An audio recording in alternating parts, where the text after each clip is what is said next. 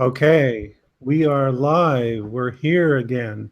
Okay, so I have Glenn with me, and let me just say a little bit why we're doing this is as you may know, I visited the Ark Encounter last Friday and took a little tour of it, and I posted my description of what was going on there. And Glenn is one of the commenters who mentioned that once upon a time he actually donated money to Answers in Genesis, but he got better, which made me curious. Okay, how do you get out of this kind of thing? What happened to change your mind about Answers in Genesis or any of these other religious sorts of things? So I'm just going to turn it over to you for a little bit. Introduce yourself and tell us what happened. Well, my name is Glenn Dixon, by the way.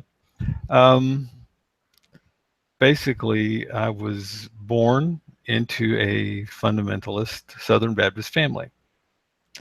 So from the age of 6 weeks, I was in the church nursery and was there for 3 to 4 days a week, probably for approximately 40 years. So that goes well beyond the age where a lot of people begin to question the religious settings that they're raised in. I was a true believer, and that included the fundamental belief set, full, inerrancy of Scripture, and young Earth creation. The Earth is no more than approximately 8 to 10,000 years old, depending on which theologian you go by, and everything in the Bible from Genesis 1 to the end of Revelation was true, except for the parts that were, not true and symbolic, of course, depending again on which sect of Christianity you're in. But yeah, that was me for 40 years, and the last years that I was regularly in church, I actually led praise and worship for almost every Sunday. So again, full immersion, full belief.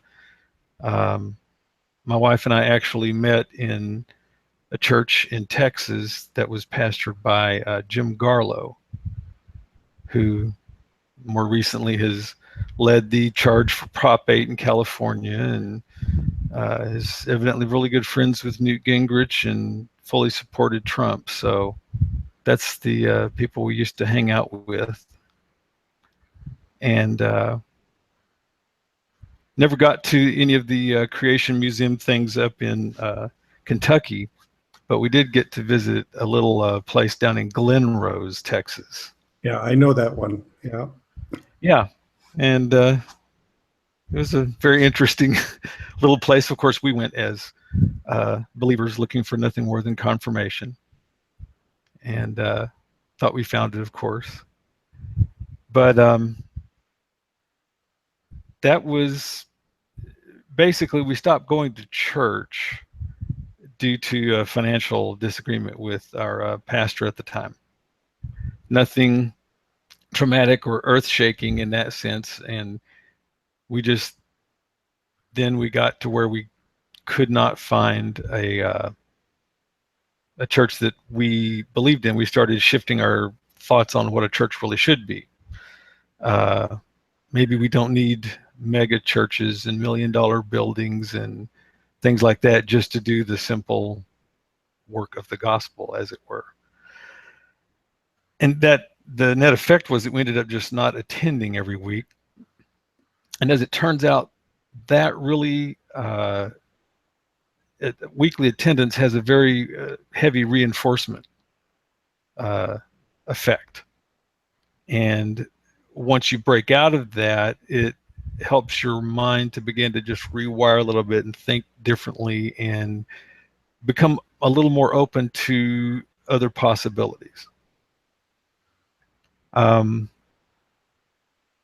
I don't know that there's a formula that you can use to begin to talk to believers, or especially creationists, and somehow crack the code and open their mind. I don't know that that exists, but on an individual basis, it can happen. And with us, it happened. For me, it happened with a rather odd offshoot of theology called preterism, which is really just about end times eschatology. And they mentioned, they just started exploring literal versus symbolic language in the Bible. And so if you begin looking at prophecy and Revelation and you think maybe when Jesus said he was coming soon, maybe he really actually meant that, and it wasn't just rhetorical and he wasn't being vague. Maybe when the gospel is preached to the whole world, that's talking about the known world versus the entire world. So just little playing with what if this was symbolic? And then you start applying that to the rest of Scripture, though, and you start running into trouble. Like, what if the whole world being flooded was symbolic language? What if it wasn't the whole world?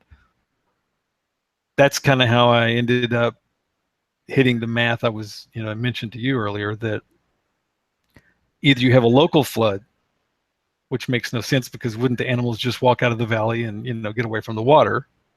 Right. It took 40 days for it to rise. Or global flood with 4.5 trillion cubic kilometers of water, which has to come from somewhere and go back to somewhere. And that's sort of where I started running into just a seed of doubt that opened the possibilities. And once that cracked, and once I couldn't find searching all of my apologetics sources, I couldn't find a good one. That was the one thing that finally pushed through. And after that, then it's just falls apart. It's like Inception, you wake up and realize that was all a dream, kind of a thing. Uh-huh. And so you go from there to thinking, well, what if this other story in Genesis is also symbolic? And you're picking up old Carl Sagan books and rereading all kinds of things. And I spent a lot of time at talkorigins.com. Mm-hmm. I have old internet discussions on debates on creationism versus evolution. Just going through and looking at things like the phylogenetic trees, and couldn't make any of that jive with a God that would create a mess like that. It Right. obviously fit an evolution scenario a lot better than a instantaneous creation. So that's, I guess, the basics there. I don't know what else. Yeah. No, actually, that's really interesting. I mean, we don't expect that there's one magic bullet that will zap everybody into rationality. So that's your story fits in with my expectation there, that everyone will have a unique story. But what I find interesting is that many of us science-based atheists think, well, all we got to do is zap somebody with the thunderbolt of science and shock them into reality and we'll be done. But what happened with you is just you gradually drifted away when you stopped attending church regularly, and you started thinking on your own. And it wasn't some mad scientist atheist yelling at you that got you to make the change. Although it sounds like later you started reading, the science and seeing that. So that's actually kind of interesting. I, one of the things I'm always looking for is how do I reach people to get them to start thinking the way you are. And it sounds like part of it is I gotta leave them alone and let them think for themselves and come to their own conclusions, and hope that it helps.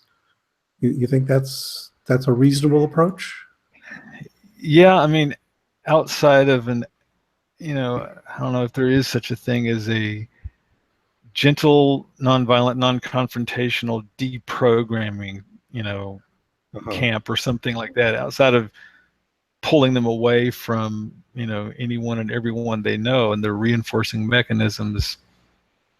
Yeah, I really, it's been 14 years now since I first called myself an atheist, So I've had a lot of online debates, online discussions, a lot of real life in-person discussions with people. And, all I can do is say, look, this is me. This is how I, came to be. I can say, here's the things that I question, things I've found since then that, have helped me see which is which. But I really don't ever approach it with the expectation that I'm going to say the right words that someone will just go, oh, I never thought about it that way. Just due to, cognitive bias. It's just, I don't think it's going to happen until that person individually hits that point. Yeah. Well, themselves. it also fits with how I think about education, because, you don't expect somebody typically to have a revelation and all of a sudden they understand genetics, for instance. It just doesn't work that way. That what it takes is careful nurturing of the ideas and laying a foundation that they themselves can build on. Any teacher will tell you that, in the classroom, what's more important than the instructor telling people what the answer is the instructor telling people how to figure out the answer, and then they do it themselves. That's often hard to do, though, with things like creationism or religion, because one concern always is that if you come on too strong, what you end up doing is hardening people against you. So, for instance, if 20 years ago Richard Dawkins had come along and handed you a preprint of The God Delusion and told you you've got to give up on this church, it's horrible, it's evil, would that have been counterproductive, or do you think it might have actually made you think? I believe, sure, I'd love to say that, if I had had the right opportunity, my intellect would have kicked in and, I would have risen from all of the deceit I was raised in. But really, no, it wouldn't have happened that way. I think I probably would have read the book intending to completely debunk and critique it, and then I would have done so. I would have been completely wrong on almost every point. I would have been out-debated by anyone in any discussion, and it wouldn't have made any difference.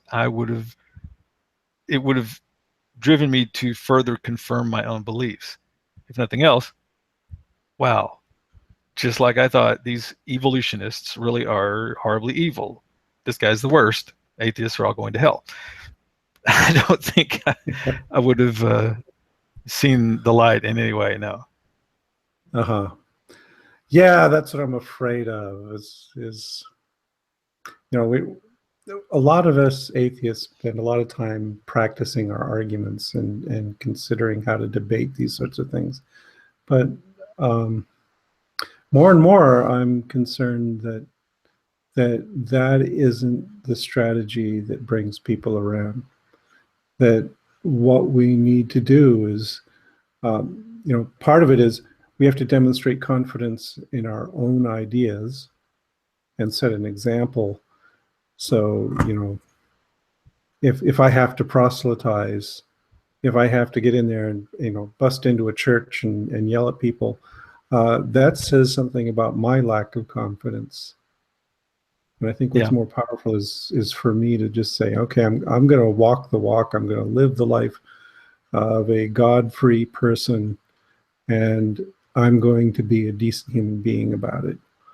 And so that's one step towards removing the alienation. And then I think it's also important that, for instance, The God Delusion, I think it's a good book. I think it's good that it's out there. And it's a useful resource for people who want to figure out what atheists think.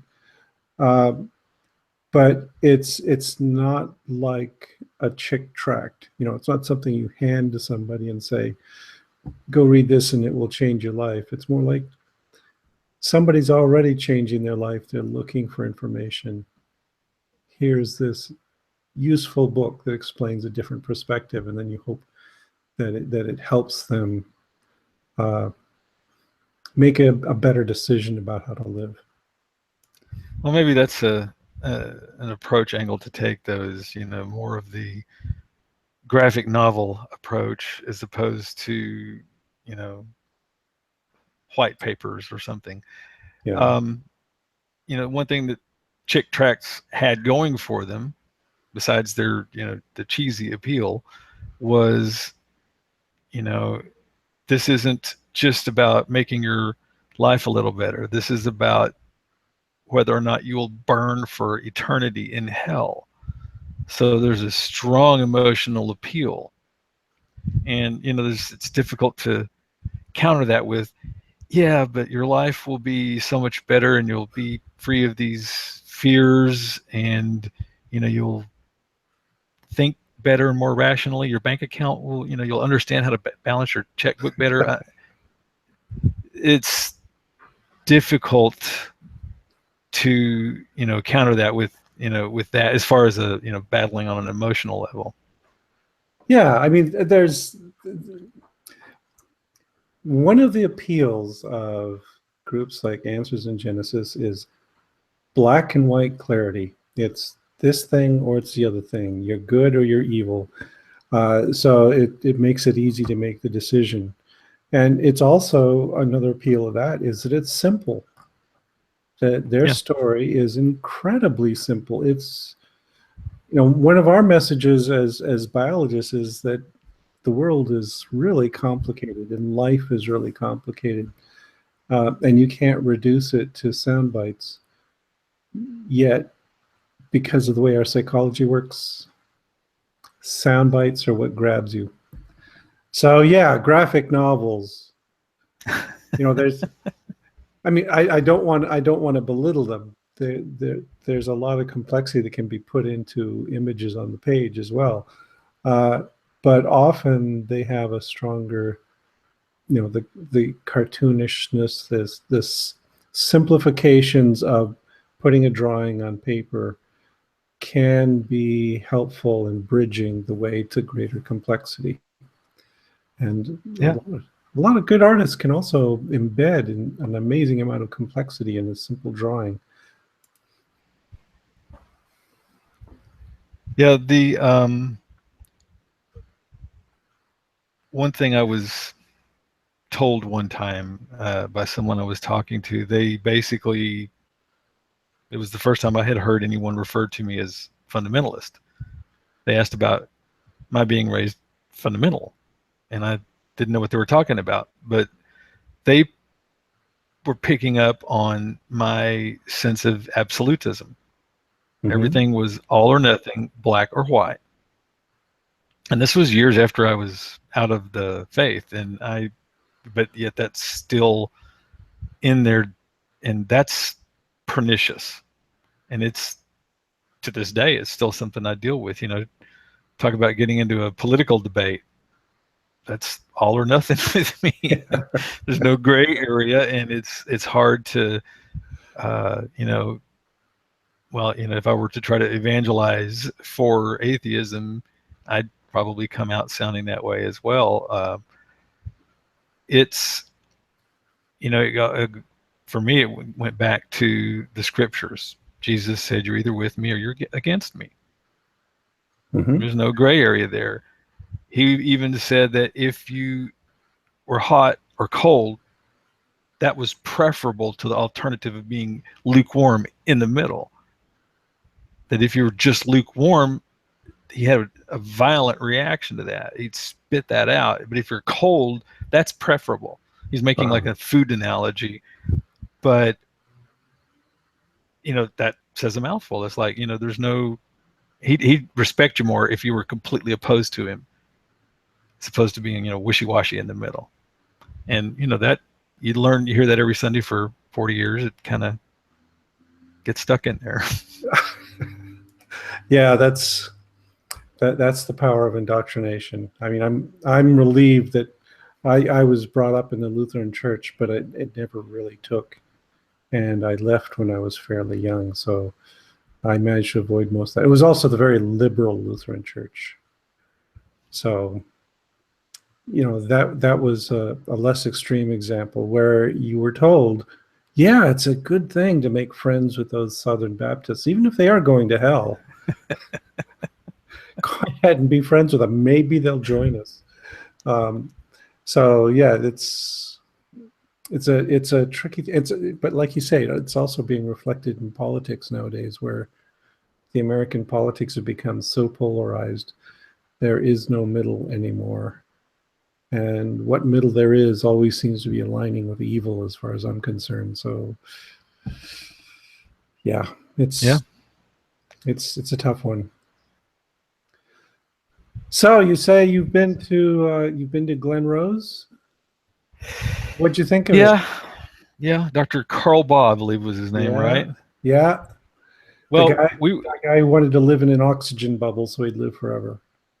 yeah, that was a really interesting, some interesting creationism there. He believed in the, uh, the moisture, the vapor, everything that became the flood resided above a canopy Mm-hmm. that I forgot what it was made out of, but it was supposed to be, copper in color based on some old scripture that supposedly referenced it. I believe the word was ruach or something like that, some Hebrew word that he interpreted in this special way.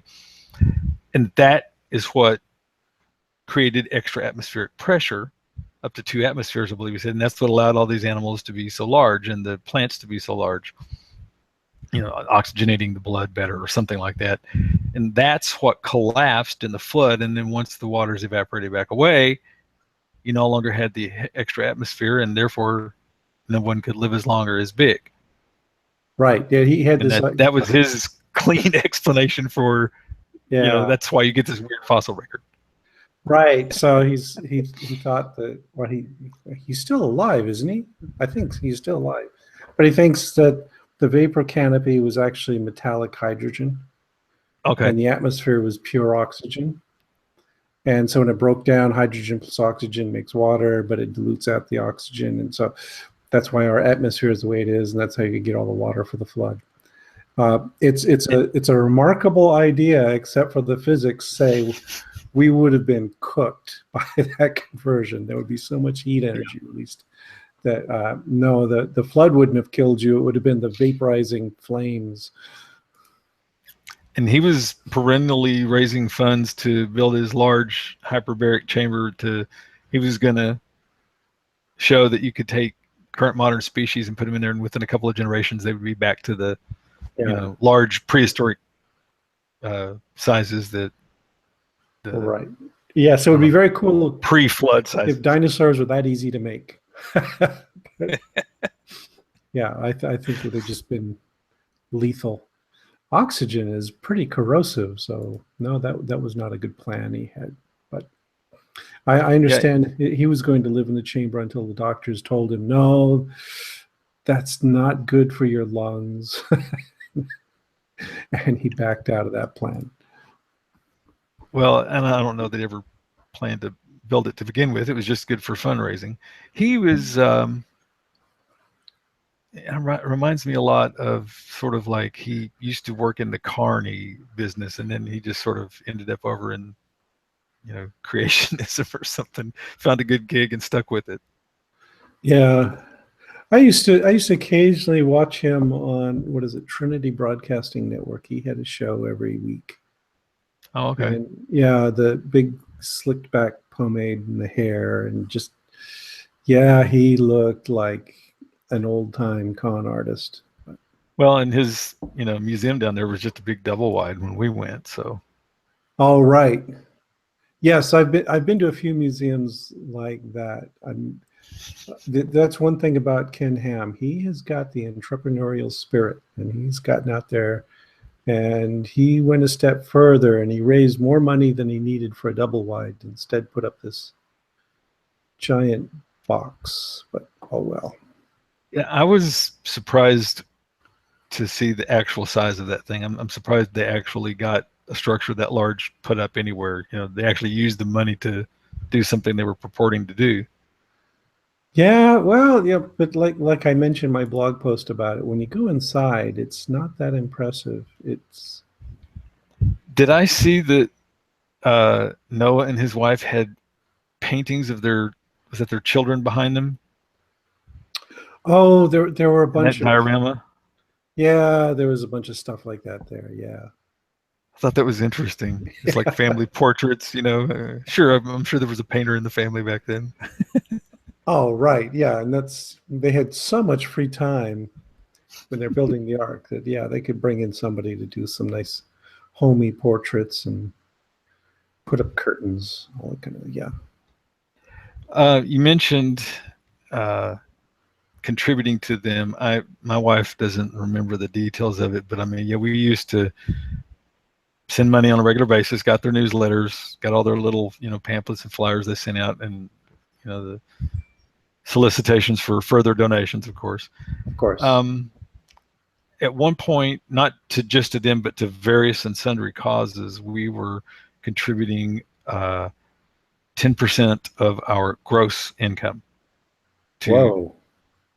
charitable organizations, 99% of which were gospel related. So we supported missionaries and Bible translators and answers in Okay. Genesis and all kinds of stuff like that. You were a genuine Christian. Okay. But I think we've settled only, that. but once you become an unbeliever, you were never a true believer, and Oh, that's right. just the way it is. Yes. Apostasy is always retroactive. Yeah, I Yes. know. Yeah. Okay. Well, we've been on about half an hour. I think that's about right. It was good talking to you. Good Well, I information. apologize for the technical delay there. I was Nah, no over on big the deal. YouTube channel, I think. Yeah, didn't know where I Yeah, was yeah, supposed to be. yeah. It's no big deal. I was just sitting here anyway, so we just waited till you got on, and it works. Cool. Okay. Well, thank you very much. Maybe we can do this again sometime. Absolutely, I'd love to. Okay. I will talk to you later. All right, thanks for having me on. Good night, everybody. Now, let's see if I can.